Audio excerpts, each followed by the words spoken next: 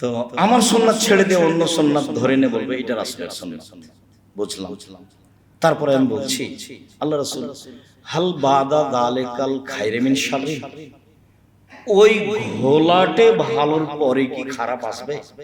Serial বলতে আছে কারণ না, হ্যাঁ ওই ঘোলাটে ভালোর পরে খারাপ আসবে, সেটা ধর্মের নামে। দুআতুন ইলা আবওয়াবি জাহান্নাম আজাবাহু ইলাইহি কাযাবুহু ফিহা, যারা ধর্মের নামে দাওয়াত দিবে তারা নিজেরাই জাহান্নামের দরজায়, যারাই তাদের ডাকে সাড়া দিবে সবাই জাহান্নামে যাবে। ফলাফলে কিন্তু হাদিস বুখারী মুসলিম, মানে চিন্তা করে বের করতে হবে কে তারা, আমি নাকি? কথা ঠিক নয়, এইখানে আসা যাবে না। কেন? হাদিস বুখারী মুসলিম। কথা এটাই যে এক শ্রেণীর আলেম ওলামা জাহান্নামের দরজায় থেকে মানুষকে বলবে ধর্মের কথা আসে, যারাই তাদের ডাকে সাড়া দিবে তারাকে তারা জাহান্নামে ঢুকিয়ে দিবে। তখন হুযায়ফা রাদিয়াল্লাহু আনহু বলছেন সিফহুম লাম, কথাটি বুঝিয়ে বলে। বুঝলাম। আলেম ওলামা জাহান্নামের দরজায় থাকবে, তাদের কথায় সাড়া দিলে তারাই মানুষকে জাহান্নামে দিয়ে দিবে। কথা বুঝলাম। আরো বুঝিয়ে বলে। তখন রাসূল সাল্লাল্লাহু আলাইহি ওয়াসাল্লাম বলছেন হুম মিন জিলদাতিনা ওয়া ইয়াতাকাল্লামুনা বিআলসিনাতিনা, তারা হবে সবাই মুসলমান, তারা আমার ভাষায় কথা বলবে। কোরআন হাদিস দিব্যি পড়ুন, অনুবাদ করব শোনো। দেখছেন না কোরআন মাজিদ পড়ে মানুষ বলছে যে নির্বাচনের কথা কোরআন মাজিদে আছে, মিলাদ পড়ে বলছে যে আল্লাহ বলছেন মিলাদ করতে হবে, সাহাবী করলেন না, তাবেঈ করলেন না, তাবেঈ করলেন না, ইমাম আবু হানিফা রাহিমাহুল্লাহ করলেন, ইমাম শাফি করলেন না, মালিক করলেন না, পৃথিবীর কোনো বড় আলেম করলেন না, বলছে কোরআন মাজিদে আছে। হুম মিন জিলদাতিনা, এটা রাসূলের মুখের ভাষা। ইয়াতাকাল্লামুনা বিআলসিনাতিনা, তারা হবে মুসলমান আমার চামড়ার, তারা আমার ভাষায় কথা বলবে। তখন হুযায়ফা রাদিয়াল্লাহু আনহু বলছেন ফাম তামরুনি আদরাকানি যালিকা, পরিস্থিতি এমন হলে কি করতে হবে বলেন? তাহলে তো কঠিন হয়ে গেল। আলেম ওলামাই যদি ধর্মের নামে কোরআন হাদিস পেশ করে তাহলে এখন কি করব বলেন? তখন আল্লাহ রাসূল বলছেন তালজাম জামাতুল মুসলিমিন ওয়া ইমামাহুম, তখন একটা সঠিক দল এবং সঠিক দলনেতা খুঁজো।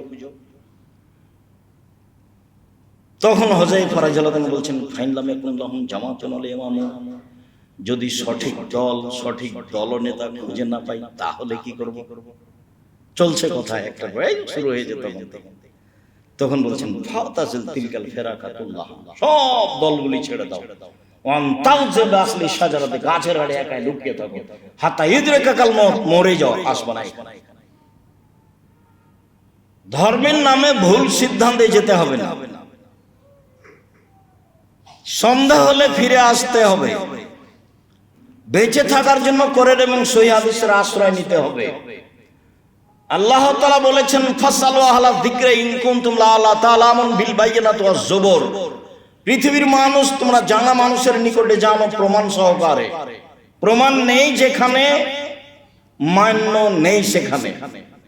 প্রমাণ যেখানে নেই, মানা সেখানে নেই। ব্যক্তি যত বড়ই হোক, আল্লাহ বললেন জানা মানুষের নিকটে জানো।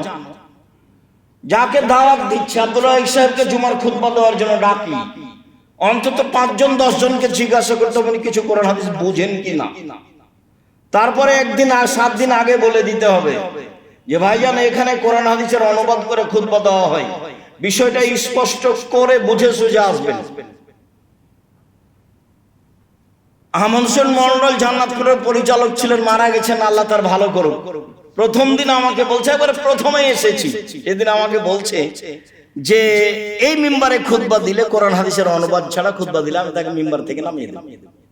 ঠিক আছে, ভালো, তাই হবে। তো ওর এই কথার ভিত্তিতে তখন হাদিস মুখস্থ করে এসে খুতবা দেওয়া হয়। ওই সুবাদেই এভাবে দেখা যায় যে সময় আসলে আলহামদুলিল্লাহ মাশাআল্লাহ অনেক হাদিস বলা যায়। সম্মানিত দিনী ভাই, আবু হুরায়রা হুযায়ফা ইবনে ইয়ামান রাদিয়াল্লাহু তাআলা আনহু এইভাবে বললেন। অফি রিওয়ায়াতিন, অন্য এক বর্ণনায় হুযায়ফা ইবনে ইয়ামান বলেন রাসূল সাল্লাল্লাহু আলাইহি ওয়াসাল্লাম বললেন, এখনো মিন বাদি আইম্মা, আমার পরে আলেম ওলামা হবে, ইহতাদুনা বিগাইরি হুদায়া, আমার আদর্শ ছাড়াই অন্য আদর্শ মেনে বলবে এটা রাসূলের আদর্শ। ওয়াস্তান্নুনা বিগাইরি সুন্নতি, আমার সুন্নাত ছাড়াই অন্য সুন্নাত মেনে চলে বলবে এটাই রাসূলের সুন্নাত। কুলুবুহুম কুলুবু শায়াতিন ফি জুসমানি ইনসিন, তাদের অন্তর হবে শয়তানের অন্তর, ওদের দেখতে লাগবে মানুষ। রাসূলের মুখের ভাষা ভেবেছেন আপনি? আলেম ওলামা দিয়ে জাহান্নাম উদ্বোধন হবে, এই কথা আল্লাহ রাসূল বলেছেন। আমাদেরকে সম্মান করতে হবে, এই কথাই ঠিক, তবে জেনে বুঝে সম্মান করতে হবে, এই কথাও ঠিক। কেন? আল উলামা ওয়ারাসাতুল আম্বিয়া, আল্লাহ নবী বললেন যে আলেম ওলামা হচ্ছেন নবীগণের উত্তরাধিকারী। অনেক বড় এবার উপরে মান চলে গেছে। নবীগণের পরে যারা কাজ করে তারা আলেম ওলামা, তো মান তো অনেক উপরে চলে গেছে। সত্যি মান উপরে অনেক, কিন্তু আলেম ওলামা দিয়ে জাহান্নাম উদ্বোধন হবে, এ কথাও ঠিক। আবার তিনি বললেন ওদের দেখতে লাগবে মানুষ, ওদের অন্তর হলো শয়তানের অন্তর। হাদিস তো বুখারী মুসলিম। কি বিচার করবে? সাওবান রাদিয়াল্লাহু তাআলা আনহু বলেন, রাসূল সাল্লাল্লাহু আলাইহি সাল্লাম বলেছেন, ইন্না মিম্মা তাখাওয়াফা আলা উম্মতি, পৃথিবীর মানুষ মনে রেখো, আমি আমার উম্মতের উপরে আশঙ্কা করি তিনটি বিষয়ে। পৃথিবীর মানুষ শুনে রেখো, আমি আমার উম্মতের উপরে আশঙ্কা করি তিনটি বিষয়ে। এক, আইম্মাতাম মুজিল্লিন, ভ্রান্ত হুজুর। হুজুর ভ্রান্ত হবে, কথা আল্লাহ নবী বলেছেন। মানুষ কিভাবে বুঝবে? আল্লাহ যেভাবে বলেছেন সেভাবে ভাবলেই বুঝবে। কথা যখন দলিল সহ হবে তখন ঠিক আছে, দলিল আবার ঠিক আছে কিনা তখন আল্লাহ রাসূল বললেন যে কাফাবিল মারে কাযিবান ইউহাদ্দিসু বিকুল্লি মা সামিয়া, একজন মানুষ শুনে একটা কথা বলে দিল ধর্মের নামে, সে মিথ্যু। কথাটা সত্য হলো মিথ্যু, আগে দেখতে হবে রাসূলের কিনা। তিনি বললেন, পৃথিবীর মানুষ বাল্লিগু আন্নী ওয়ালা আয়া, আমার একটি কথা জানা থাকলে অন্যকে বলো। ওয়া হাদিসুন বানি ইসরাঈল ওয়াল হারাজ, বানি ইসরাঈলের সত্য কাহিনী বলো, কোনো দোষ নেই। মান কাযাবা আলাইয়া মুতাআম্মিদান ফালিয়াতাবাওয়া মাকাদাহু মিনান নার, কেউ যদি কোনো কথা আমার নামে বলে, আমার নামে কলমে লিখে, হুজুর কত বড় এটা বিবেচনা হবে না, জুব্বা কত বড় এটা বিবেচনা হবে না, পাগড়ি কত বড় এটা বিবেচনা হবে না। কথা যদি রাসূলের না হয় তাহলে হুজুর জাহান্নামে যাবে, এটা ফয়সালা করা আছে। চুরি করলে সরাসরি জাহান্নামে যাবে, এটা বলা হয়। অশ্লীল কাজে লিপ্ত হলে সরাসরি জাহান্নামে যাবে, এটা বলা হয়নি। আমার নামে যদি কেউ কোনো কথা বলে, সেটা যদি আমার না হয় তাহলে তার থাকার জায়গা জাহান্নাম, এই কথা রাসূল সাল্লাল্লাহু আলাইহি ওয়াসাল্লাম বুখারী মুসলিম। ওয়া সাতালতাহিকু কাবাইলু মিন উম্মতি বিল মুশরিকিন, আমার উম্মত হিন্দুদের সাথে মিশে যাবে, এটা আমার আশঙ্কা। আমি এটা আশঙ্কা করে গেলাম, আমার উম্মত হিন্দুদের সাথে মিশে যাবে। তাদের কৃষ্টি কালচার এদের ভালো লাগবে, তাদের মূর্তিখানায় যেতে এদের ভালো লাগবে, তাদের গান বাজনা বাদ্যযন্ত্র এদের ভালো লাগবে, তাদের সাথে চলাফেরা এদের ভালো লাগবে। আমার উম্মত হিন্দুদের সাথে মিশে যাবে, এটা আমার আশঙ্কা। তিন, সাতাবুদু কাবাইলু মিন উম্মাতিল আওসান, আমার উম্মত মূর্তি পূজা করবে। এটা আল্লাহ রাসূলের মুখের ভাষা। মূর্তি পূজা, সরস্বতী ভগবতী কালীর নিকটে মাথা নত করলেই মূর্তি পূজা হয়। নেতা নেত্রীর ছবি আপনার বাড়িতে সম্মান সহকারে আছে, কাঁকড়ার মূর্তি আপনার বাসায় আছে, কত সুন্দর করে আপনি একটা আয়না কিনেছেন আপনার স্ত্রী, সে আয়নাটা রুই মাছ, কাতল মাছ, প্লেটটা কিনেছেন চিংড়ি মাছ, কত সুন্দর করে সাজিয়ে রাখছেন যেখানে সেখানে। আমার উম্মত মূর্তি পূজা করবে, মূর্তিকে সম্মান করবে, মূল্যায়ন করবে। এই তিনটা তিনি আশঙ্কা করলেন। এক নম্বরে বললেন ভ্রান্ত হুজুর। এমনিতে এ বিষয়ে বিস্তারিত দেখতে চাইলে বক্তা শ্রোতার পরিচয় বইয়ে আলেমদের পরিচয় এক জায়গায় মোটামুটি দেওয়া আছে। সম্মানিত দিনী ভাই, আবু হুরায়রা রাদিয়াল্লাহু তাআলা আনহু বলেন, রাসূল সাল্লাল্লাহু আলাইহি সাল্লাম বলেছেন, ইয়াকুনু ক্বাবলা সাআ আইয়ামুন, কিয়ামতের পূর্বে কতগুলি দিন হবে, ইরফাউ ফিহিল ইলম, তাতে বিদ্যা উঠে না, বিদ্যা উঠে যাবে, ওয়া ইয়ানজিলু ফিহিল জাহাল, তাতে বরকত বর্ষণ, মূর্খতা বর্ষণ। বহুদিন বলেছি, আমরা জানি যে বৃষ্টি বর্ষণ হয়, কিন্তু রাসূল সাল্লাল্লাহু আলাইহি সাল্লাম বলছেন যে মূর্খতা বর্ষণ হবে, বিদ্যা উঠে যাবে, মূর্খতা বর্ষণ। তারপরে তিনি বলছেন যে ওয়াকসুরাল হারাজ, মারামারি বেড়ে যাবে। এমন সময় আসবে যাতে বিদ্যে উঠে যাবে, মূর্খতা বর্ষণ হবে, মারামারি, হইচই, দাঙ্গামা, হামলা, মামলা, মোকদ্দমা, সব অন্যায়, অবিচার, অরাজকতা সমাজে নেমে আসবে।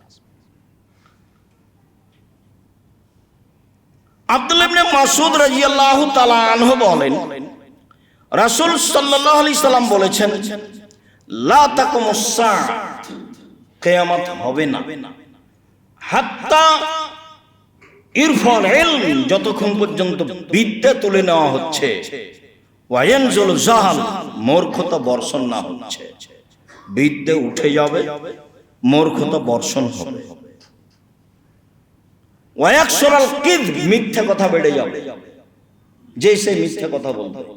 মিথ্যা বড় কিছু নয়, মিথ্যা বড় কিছু নয়। মিথ্যা দিয়ে সুবিধা উপার্জন করা মানুষ প্রয়োজন মনে করবে, একবারে অহরহ মানুষ মিথ্যা কথা বলবে, এটা কিয়ামতের লক্ষণ। অথচ রাসূল সাল্লাল্লাহু আলাইহি ওয়াসাল্লাম বলছেন, পৃথিবীর মানুষ শুনে রেখো, কেউ যদি তর্ক ছেড়ে দেয়, সত্য হলেও তর্ক করবে না, আমি মুহাম্মদ সাল্লাল্লাহু আলাইহি ওয়াসাল্লাম তাকে একটা জান্নাতে ঘর নিয়ে দিব। তিনি বলেন, মজাক করা হলেও কেউ যদি মিথ্যা ছেড়ে দেয়, আমি মুহাম্মদ সাল্লাল্লাহু আলাইহি ওয়াসাল্লাম তাকে একটা জান্নাতে ঘর নিয়ে দিব। তিনি বলেন, সবচেয়ে ভালো চাল চলন যার, তাকে আমি জান্নাতুল ফেরদাউস নিয়ে দিব। সেখানে মিথ্যা হবে স্বাভাবিক ব্যাপার, কিয়ামতের লক্ষণ। তিনি বলেন, ইয়াতাকারাবুজ জামান, যুগ ঘন ঘন হবে। এই যে 2025, তাই কখন শেষ? 2026, এই যে চলে গেল। সেদিন তো দেখলাম 22, দেখি আজকে 26। যুগ ঘন ঘন খুব তাড়াতাড়ি পার হয়। ও তাতাকারাবুল আসওয়াক, ঘন ঘন বাজার গড়ে উঠবে, যেখানে সেখানে বাজার হবে। এমন পল্লী, নিবিড় পল্লী, যেখানে বাজারের ধারণা করা যায় না, সেখানে বাজার গড়ে উঠবে। কিয়ামতের লক্ষণ। আয়ুলকা শুহ, কৃপণতা মানুষের উপরে চাপিয়ে দেওয়া, মানুষ দান খয়রাত করতে চাইবে না। আমি আপনাকে এই বিষয়ে বহুদিন বলেছি যে আপনি একটা কথা মাথায় রাখবেন, যে দান খয়রাত আমি কেউ চাইলে দিব এটা নয়, আমি নিজে থেকে দিই। এটা আমার ইবাদতের একটা অংশ। আমি সালাত আদায় করি, এটা আমার ইবাদত। আমি কোরআন তেলাওয়াত করি, এটা আমার ইবাদত। আমি সুবহানাল্লাহ আলহামদুলিল্লাহ বলি, এটা আমার ইবাদত।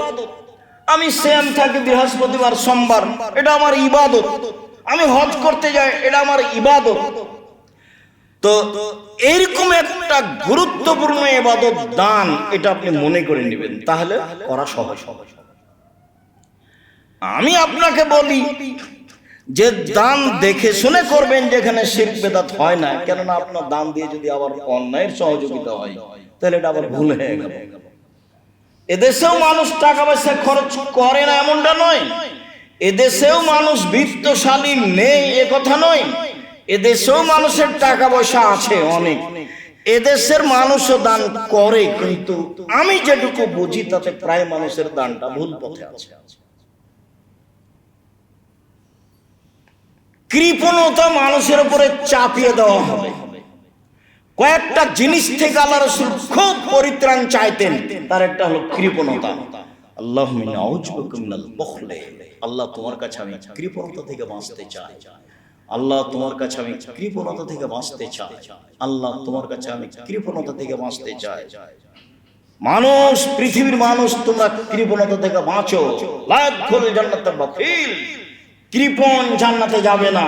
3 শ্রেণীর মানুষ ধ্বংস হবেই, তার 1 শ্রেণীর মানুষ কৃপণ। এইভাবে বললেন আর নিজে বাঁচতে চাইতেন। কৃপণতা কি? নিজের টাকা আমি দিলাম না, তাতে কি আছে? দিতেই হবে, আমি কি বাধ্য? আল্লাহ রাসূল বলছেন দান করো তো ফরজ, যাকাত না হয় ফরজ। তো যাকাত ফরজ, এ কথা ঠিক। আপনার উপার্জন থেকে আপনাকে দান করতে হবে, এটা আপনার জীবনের জন্য জরুরি, ফরজ নয়। আপনি রাতে তাহাজ্জুদ পড়েন কেন? ওটা তো ফরজ নয়। তাসবিহ অত করছেন কেন? তো ফরজ নয়। 5 ওয়াক্ত সালাত ফরজ। তো কৃপণতা মানুষের উপরে চাপিয়ে দেওয়া, এটা হলো পৃথিবীর ধ্বংসের লক্ষণ। ওয়াকসুরাল হারাজ, মারামারি, হইচই, দাঙ্গামা হাঙ্গামা বেড়ে যাবে, এটা হলো পৃথিবী ধ্বংসের লক্ষণ। সম্মানিত দিনী ভাই বোন, বিষয়টি ভেবে দিন কাটাবো যতদূর সম্ভব। আল্লাহ তুমি কবুল করো। আল্লাহুম্মা সাল্লি আলাইহি।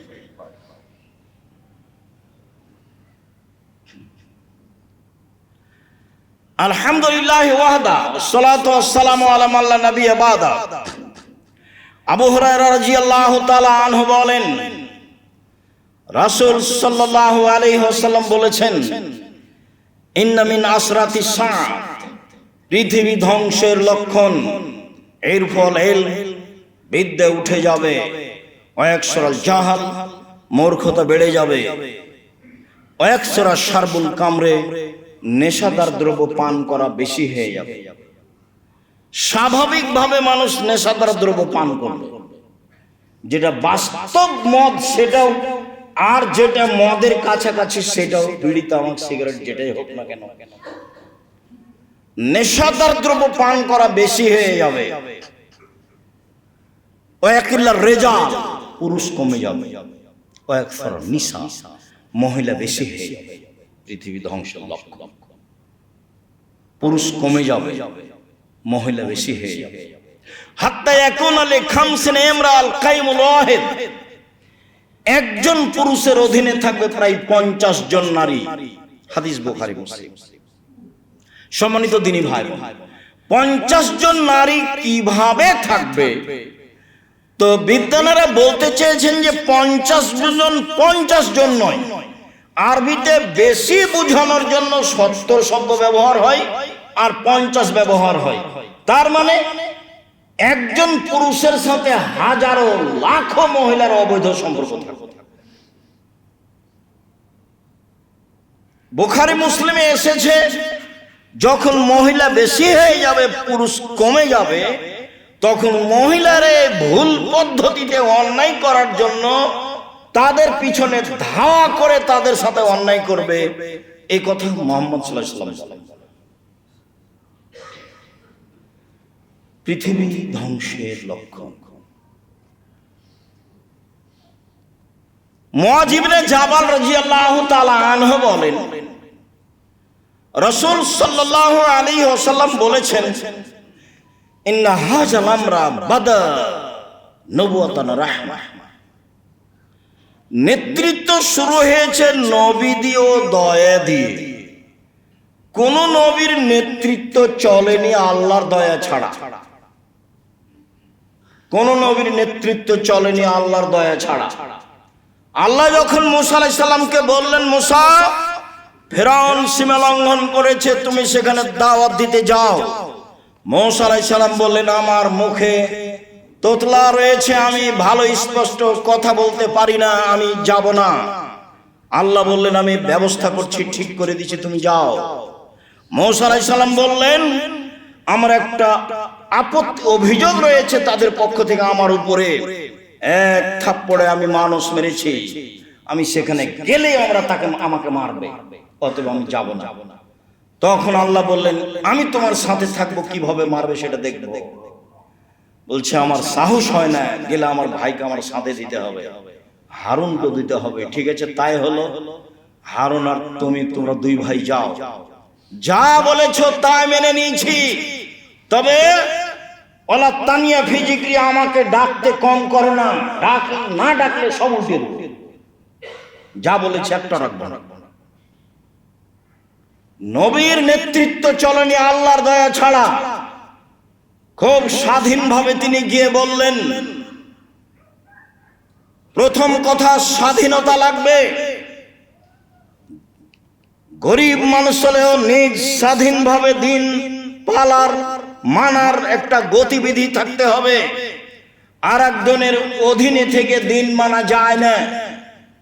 কৃষ্টি, কালচার, নিয়ম, নীতি, কর্ম, আদর্শ ইহুদি খ্রিস্টানদের মেনে চলে স্বাধীন থাকা যায় না।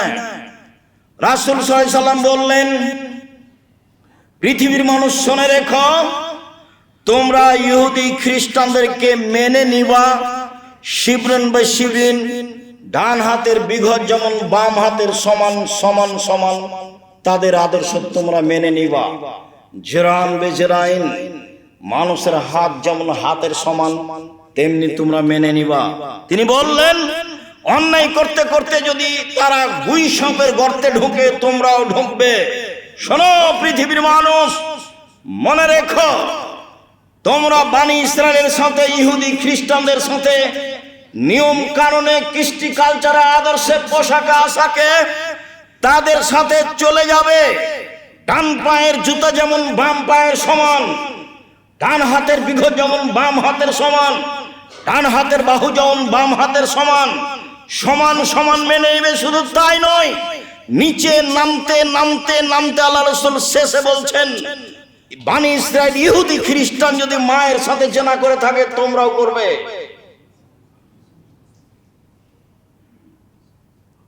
এরা নিজের আদর্শে টিকে থাকতে পারবে না, নিজের ব্যক্তিত্বের উপরে টিকে থাকতে পারবে না, স্বাধীন হয়ে বেঁচে থাকার সুযোগ গ্রহণ করবে না। ইহুদি খ্রিস্টানদের কৃষ্টি কালচার তাদের কাছে ভালো, তাদের সাথে সম্পর্ক রাখাই তাদের কাছে ভালো। শুনুন, তিনি বললেন, শুনে রেখো, মনে রেখো, ইহুদি খ্রিস্টানের সাথে মিশে থাকার পরিণতি তারা যেটা করেছে জাহান্নাম সেটাই হবে। তিনি বললেন, বানি ইসরায়েলকে ছেড়ে দেন, আগে স্বাধীন হতে চায়। তখন ফেরাউন বলল, কে তুমি? তুমি কি শিশুকালে, তোমাকে কি শিশুকালে আমি লালন পালন করিনি? ফেরাউন বলছে, তুমি কি বহু বছর আমার মাঝে থাকোনি? তুমি যা করেছো তা করেছো। তুমি এক থাপ্পড়ে মানুষ মেরেছো, তুমি বড় অকৃতজ্ঞ। তুমি আমার সামনে এই কথা বলো মানে কোন সাহসে তুমি বলো বানি ইসরায়েলকে ছেড়ে দিতে হবে? মুসা আলাইহিস সালাম বলেন, স্বাধীনতা লাগবে, বানি ইসরায়েলকে ছেড়ে দেন। তখন ফেরাউন বলছে, কে তুমি? তোমাকে কি শিশুকালে লালন পালন করিনি? করেছে তো। তুমি কি বহু বছর আমার মাঝে থাকোনি? থেকেছে। তুমি কি এক থাপ্পড়ে মানুষ মারোনি? মেরেছেন। তুমি বড় অকৃতজ্ঞ, যেই বাড়িতে থাকো সেই বাড়ির উল্টা চলো। তখন মুসা আলাইহিস সালাম বললেন, জি, আমি এক থাপ্পড়ে মানুষ মেরেছি, এ কথাই ঠিক। আমি যা করেছি তা করেছি। আমি তখন ভুল পথে ছিলাম, তোমার হত্যার ভয়ে আমি দেশ ছেড়েছি। আমার প্রতিপালক আমার প্রতি দয়া করেছেন, আমাকে জ্ঞানে গুণে পূর্ণ করেছেন, তিনি আমাকে নবী করেছেন। তুমি আমার প্রতি অনুগ্রহ করেছ, শিশুকালে লালন পালন করেছ, অনুগ্রহ করে তুমি খোঁটা দিয়েছ। এই সুবাদে বানি ইসরায়েলকে দাস দাসীতে পরিণত করেছ। তুমি বড় উদ্ধত স্বৈরাচার, সীমা লঙ্ঘন করেছ। এ কথা মুসা আলাইহিস সালাম। সম্মানিত দিনী ভাই বোন, রাসূল সাল্লাল্লাহু আলাইহি সাল্লাম বললেন, নেতৃত্ব শুরু হয়েছে নবী দিয়ে ও দয়া দিয়ে, সুম্মা খেলাফাতান রাহমা, তারপরে নেতৃত্ব শুরু হয়েছে সাহাবী দিয়ে ও দয়া দিয়ে।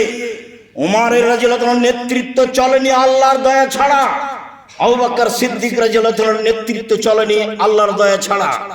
সুম্মা এখন মুলকান ওয়া জুজান, তারপরে নেতৃত্ব হয় জোরজার মুল্লুকতা। সুম্মা কায়নান, তারপরে হয় জাবরিয়াতান উতওয়ান ফাসাদান ফিল আরজে, মানুষ সমাজের নেতা হবে যে কোনো মূল্যে, সীমা লঙ্ঘন করে, বিপর্যয় সৃষ্টি করে, মারামারি করে, যে কোনো মূল্যে। তখন মানুষের স্বভাব হবে কি? এক, ইস্তাহিলুল হারিরা, পুরুষ মানুষের সিল্ক কাপড়, রেশমি কাপড়কে হালাল মনে করবে। দুই, অল ফুরুজা, জেনাকে হালাল মনে করবে, জেনা পাপের কাজ। তিন, মদকে হালাল মনে করবে। চার, গান বাজনাকে হালাল মনে করবে। পাঁচ, দৈনন্দিন ধনী হয়ে যাবে, ব্যাংকের টাকা জনগণের নয়, ব্যাংকের টাকা তাদের। যেটা আপনারা দেখতে পাচ্ছেন দিনরাত পত্রিকায়, ইনশাআল্লাহ তাদের সহযোগিতা করা, তারা সাহায্য পাবে, তারা সমাজে এসব টাকা পয়সা দখল করে নিয়ে দাপটে বেঁচে থাকার সুযোগ পাবে। রাসূল সাল্লাল্লাহু আলাইহি ওয়াসাল্লাম এগুলিকে কিয়ামতের লক্ষণ বলে উল্লেখ করলেন। তিনি বললেন, ইয়াতি আলাইকুম জামানুন লা ইয়াদরিল কাতাল ফিমা কাতালা ওয়ালাল মাকতুলু ফিমা কুতিলা, হত্যাকারী বুঝবে না কেন আমি মারছি, নিহত ব্যক্তি বুঝবে না কেন আমি মরলাম, যে মারছে যাকে সেও জানে না, টাকা দিয়েছে 50,000 অমুককে মেরে আসো, তাই মেরে চলে এসেছে। যাকে মারা হচ্ছে সে বলছে ব্যাপারটা কি, এ কথা আমি চিনি না, এ আমাকে মারে কেন? বহুদিন বলা আছে, ঢাকা জেলে 20 বছর 30 বছর থেকে বহু মানুষ আছে, ও নিজেই জানে না আমি কেন জেলে, জজ জানে না ঘটনা কি, উকিল জানে না ঘটনা কি, সাক্ষীও জানে না ঘটনা কি। সাক্ষী টাকা নিয়ে সাক্ষী দিয়েছে, তা তো ও তো জানে না ঘটনা, উকিল তো জানে না, যেভাবে বলে দিয়েছে সেভাবে করছে, জজ তো এগুলো জানেই না। তাহলে যে সাজালছে শুধু সেই জানে, আর কেউ জানে? লা ইয়াদরিল কাতিল ফিমা কাতালা ওয়ালাল মাকতুলু ফিমা কুতিলা, কিয়ামতের লক্ষণ, হত্যাকারী বুঝবে না কেন আমি মারছি, নিহত ব্যক্তি বুঝবে না কেন আমি মরলাম। আবু মুসা আশআরী রাদিয়াল্লাহু তাআলা আনহু বলেন, রাসূল সাল্লাল্লাহু আলাইহি সাল্লাম বলছেন, কাইফা বিকুম বিজামানিন, তোমাদের কি হবে, যুগের কি হবে? আবু মুসা, তোমাদের কি হবে, যুগের কি হবে? তোমাদের কি হবে, যুগের কি হবে? ইগরবালুন নাস গারবালাতান, যেদিন মানুষ মানুষের প্রতি জুলুম, অন্যায়, অবিচার করবে, সেদিন তোমাদের কি হবে, যুগের কি হবে? আবু মুসা, যেদিন মানুষ মানুষের উপরে জুলুম করবে, সেদিন তোমাদের কি হবে, যুগের কি হবে? আতাবকা হুসালাতু মিনান নাস, সমাজে যারা থাকবে তারা আগাছা, তাদের কাছে কোনো বুদ্ধি পাওয়া যাবে না, কোনো সাহায্য সহযোগিতা পাওয়া যাবে না। সেদিন তোমাদের কি হবে, যুগের কি হবে? মারে যাতে ওহুদুহুম আমানাতুহুম, সেদিন মানুষ ওয়াদা অঙ্গীকার পূরণ করবে না, সেদিন মানুষ আমানতদার হবে না। মাদ্রাসার সভাপতি, মসজিদের সভাপতি, স্কুলের দায়িত্বশীল, চেয়ারম্যান, মেম্বার, এমপি, মন্ত্রী, জেল সুপার, যারা যেখানে থাকবে 10-এর পয়সা নির্দ্বিধায় লুটে খাবে। সেদিন তোমাদের কি হবে, সেদিন যুগের কি হবে? সেদিন তোমাদের কি হবে, সেদিন যুগের কি হবে? তখন বলছেন, আপনি বলেন কি করতে হবে? তখন আল্লাহ রাসূল বলছেন যে তা খোঁজো না মা তারিফুনা, যেটা ভালো মনে করো সেটা গ্রহণ করিও, অতাজরুনা মাতুন কেরো, যেটা খারাপ মনে করো সেটা ছেড়ে দিও। আলজুম বাইতাকুম, বাড়িতে থেকো, মুখখান বন্ধ রেখো, মুখখান বন্ধ রেখো, বাড়িতে থাকিও, ভালো যেটা বিবেচনায় আছে সেটা গ্রহণ করিও, মন্দ যেটা বিবেচনা আছে সেটা ছেড়ে দিও। মুহাম্মদ সাল্লাল্লাহু আলাইহি ওয়াসাল্লাম মুখের ভাষায় উত্তর দিলেন। আবু মুসা আশআরী রাদিয়াল্লাহু তাআলা আনহু বলেন, রাসূল সাল্লাল্লাহু আলাইহি সাল্লাম বললেন, শোনো, এমন একদিন চলে আসবে মানুষের সামনে, হাত্তা ইয়াকতুলান নাসু আবাহু ওয়া উম্মাহু ওয়া যাকারাবাতিহি ওয়া ইবনা আখিহি, মানুষ তার পিতাকে মারবে, মানুষ তার ভাইকে মারবে, মানুষ তার ভাইয়ের ছেলেকে মারবে, মানুষ তার নিকট আত্মীয় স্বজনকে মারবে। তখন সাহাবীগণ বলেন, কি লাইসা লানা উকুলুনা, মানুষ পিতাকে মারবে কিভাবে? মানুষ মাকে মারবে কিভাবে? মানুষের বিবেক থাকবে না? মানুষের কি কোনো বিবেকই থাকবে না? তখন বলছেন লা তুনজাউ উকুল আকসার যালিকা জামান, মানুষের বিবেকই থাকবে না, মানুষের বিবেচনাই থাকবে না, বিবেচনা দিয়ে কোনো কাজ করবে না, শুধু অন্যায়, শুধু অন্যায় দিয়ে কাজ। সমাজে যারা কথা বলবে তারা হলো নিম্ন শ্রেণীর মানুষ, বোকা শ্রেণীর মানুষ, কম বুদ্ধির মানুষ। সমাজে যারা কথা বলবে তারা নিম্ন শ্রেণীর মানুষ। আবু হুরায়রা রাদিয়াল্লাহু তাআলা আনহু বলেন, রাসূল সাল্লাল্লাহু আলাইহি সাল্লাম বলেছেন, তাতি আলাইকুম সানাওয়াতুন খাদাতুন, পৃথিবীর মানুষ শুনে রেখো, অচিরেই তোমাদের সামনে চলে আসছে প্রতারণায় পরিপূর্ণ যুগ। যুগের সবকিছুই প্রতারক, সবাই প্রতারক, প্রতারণায় পরিপূর্ণ যুগ, যুগটাই প্রতারণায় পরিপূর্ণ। কেউ কাউকে বিশ্বাস করতে পারবে না। যাকে খুব বিশ্বাস করে আপনি টাকা পয়সা দিয়েছেন, পরের দিন সে টাকা মেরে দিয়েছে। আপনি ভেবেছিলেন মাটির উপরে সবচেয়ে বিশ্বস্ত। আর আমি নিজেও দেখেছি, আমি যখন টাকা পয়সা দিয়েছি তখন আমি মনে করেছি আমিও ফেরেশতা, আর যাকে দিয়েছি সেও ফেরেশতা। বাস্তবে দেখা গেল না, তো আমিও তো ফেরেশতা নই, ওও তো ফেরেশতা নয়। কত যে ঘটনা আছে। জামিয়া সালাফির সাথে সম্পৃক্ত হওয়ার পরে এগুলো আমি দেখতে পাচ্ছি। অবাক হতে হয়, যাকে ফেরেশতা ভেবেছিলাম সে আসলে ফেরেশতা নয়, সে মানুষ। অবাক হতে হয় কি এভাবে প্রতারণা দিতে পারে? সে কি আমার ব্যবসার টাকা পয়সা এভাবে লুটে নিতে পারে? আল্লাহ রাসূল বলছেন, শুনে রাখো, যুগই প্রতারণায় পরিপূর্ণ থাকবে। ইসাদ্দাকুল কাযিব, মিথ্যাকে সত্যবাদী বলা হবে। ইকাদ্দাবু সাদিক, সত্যকে মিথ্যাবাদী বলা হবে। মিথ্যা সত্য, সত্যই মিথ্যা। হুবহু রাসূলের মুখের কথা নকল করছে। ও ইউতামালুল খায়ন, আত্মসাৎকারীকে আমানতদার বলা হবে।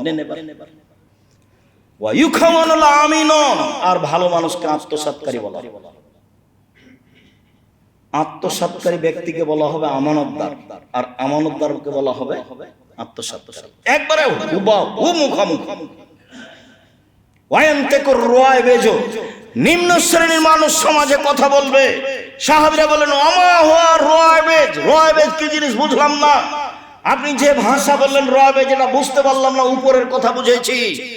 তখন আল্লাহ রাসূল বলছেন, আরজুল তাফিহু ইয়াকুনু ফি আমরিল আম্মা, সমাজের বড় নেতৃত্ব যে দিবে যারা, তারা হবে একেবারে নিম্ন শ্রেণীর মানুষ, ইতর শ্রেণীর মানুষ।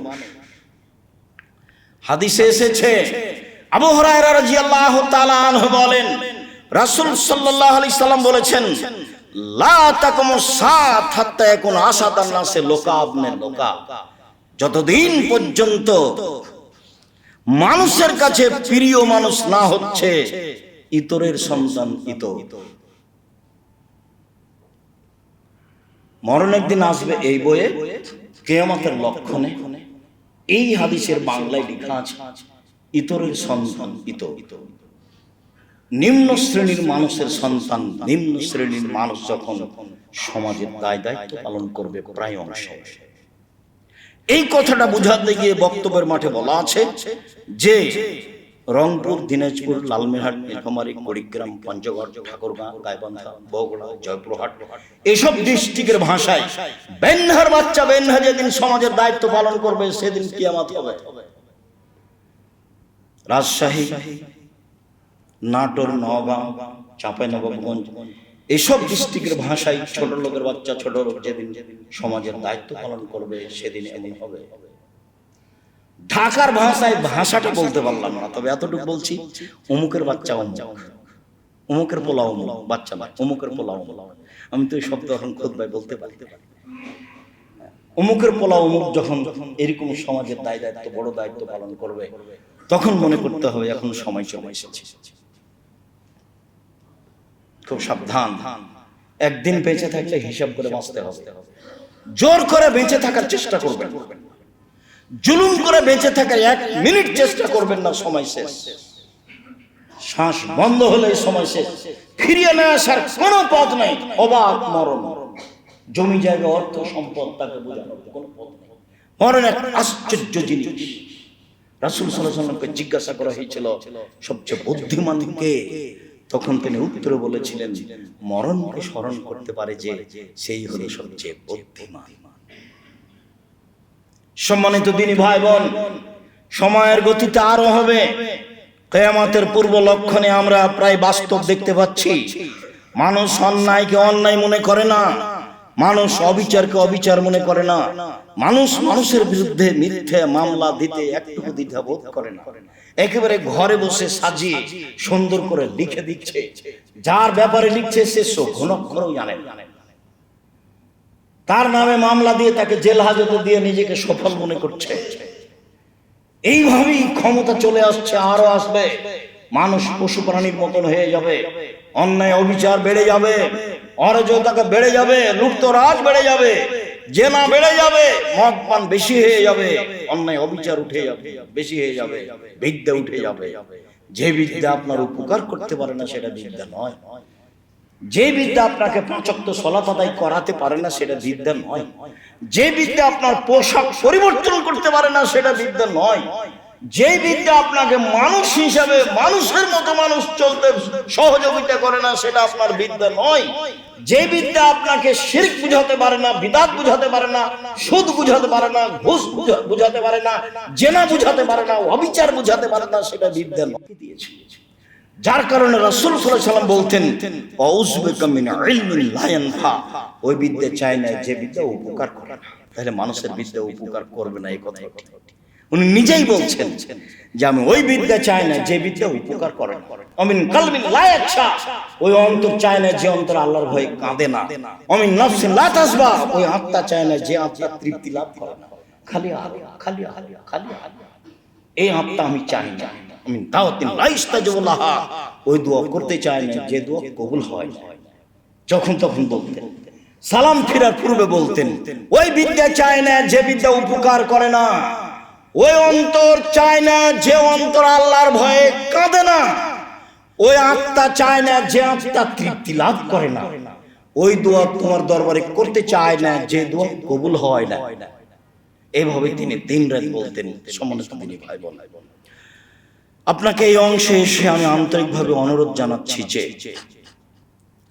সত্য সত্যই পৃথিবীর বাস্তবতা যা, সেটা বিদ্যার দিকে হোক, সামাজিকভাবে হোক, নেতৃত্বের দিকে হোক, পোশাক আশাকে হোক, এখন প্রায় মানুষ ভুল পথের দিকে চলে যাচ্ছে। একজন মানুষ, পুরুষ মানুষ মাথায় টুপি দিয়ে আছে, তার ছেলে নগ্ন, তার মেয়ে নগ্ন পোশাক পরে আছে, তার কাছে এটা ভারী লাগে। বাজনা চলছে দোকানে, টুপি মাথায় দিয়ে দোকানে বসে আছে, জিনিস বিক্রি করছে, তার কাছে এটা ভারী লাগে। পিতে স্কুলে মঞ্চে বসে আছে, মেয়ে নাচছে, তার কাছে এটা ভারী লাগে, বরং খুশি যে আমার মেয়ে ভালো নাচতে পারে। অবাক কথা। আপনি বলেন বিদ্যা কি জিনিস? বিদ্যা যদি মানুষের ক্ষতি করে তাহলে সেটা বিদ্যা নয়। খুতবার শেষে আন্তরিকভাবে অনুরোধ জানাচ্ছি যে কিয়ামতের লক্ষণ আমাদের মাঝে প্রায় বিরাজ করছে। মর্মে সতর্ক হই। রাসূল সাল্লাল্লাহু আলাইহি ওয়াসাল্লাম বলছেন, কবর দেখে কোন কোন মানুষ কবরের উপরে গড়াগড়ি পারবে, পরিবেশ পরিস্থিতি এত জটিল খারাপ হবে, আর আফসোস করে বলবে, আমি কেন মরলাম না, এই কবরটা আমার কেন হলো না, আমি কেন মরলাম না, এই কবরটা আমার কেন হলো না। এক শ্রেণীর মানুষ পরিস্থিতিতে আফসোস করে কবরবাসীর কবরে যাওয়ার বলবে যে আমি যদি এই কবরবাসী হতাম তাহলে তো আমি সব ঝামেলার মধ্যে থাকতাম। দিন দিন দিন যত যাবে পরিবেশ পরিস্থিতি তত কঠিন হবে, অন্যায় অবিচার সমাজে তত বেশি হবে, জেনা চুরি ডাকাতি সমাজে তত বেশি হবে। মর্মে সম্ভবপর প্রাণপণে থাকার চেষ্টা করি, আল্লাহ তৌফিক দান করুন। মর্মে পরামর্শ, হিসাব নিকাশ করে বিবেচনা করে দিন কাটাই। 1, 2, এই মসজিদের সাথে হিফজখানা চলে, এইটাকে হিফজখানার সাথে সাথে এখানে যেন কিতাবখানা থাকে, কোরআন হাদিস শিক্ষা দেওয়া হয়, এই ব্যবস্থা নিতে হবে। কেন? এদেশের লোক হিফজকে বিদ্যা মনে করেছে, মূলত হিফজ বিদ্যা নয়। একটা ছেলে হাফেজ হয়েছে, তো ওর সূরা বাকারা মুখস্থ আছে আর আপনার সূরা নাস মুখস্থ আছে। পার্থক্য এই যে ওর বেশি আর আপনার কম। আপনিও যেমন জানেন না, ওই তেমন কিছু জানেন না। হিফজ যদি শেষ হয়ে যায়, দিয়ে মাথায় রুমাল দিয়ে ঘুরে বেড়াই, তাহলে বুঝতে হবে যে আপনার ছেলের হাঁটুর উপরে মেরে হাঁটু অচল করে দেওয়ার জন্য চলতে নামতে, বাকি যেগুলো মানুষের বাড়িতে খাবে, মাথায় টুপি দিয়ে চেয়ে বেড়াবে। কাজে মূলত হিফজ কোনো বিদ্যা নয়। যারা ধনী মানুষ, চাকরি রিটায়ার্ড হয়ে গেছে, বলছে আমার বাপের নামে একটা হিফজখানা খুলেছি, বল হিফজ দিয়ে আপনি কি করবেন? ও তো কোরআন হাদিস বুঝে না। আপনার মধ্যে আর তার মধ্যে পার্থক্য কি বলেন তো দেখি? আপনার সূরা ফালাক মুখস্থ আছে আর ওর কি আছে? সূরা বাকারা। আপনিও যেমন জানেন না কিছু, ওইও তেমন জানেন কিছু, দোনোকে দোনো বাড়াবার। বরং অনেক সময় আপনি তো কিছু দিন ধর্ম চর্চা করেন, ও মানুষের বাড়িতে খাওয়ার তালে দিন ধর্ম চর্চা করে, তাকে পড়ানো লাগে না।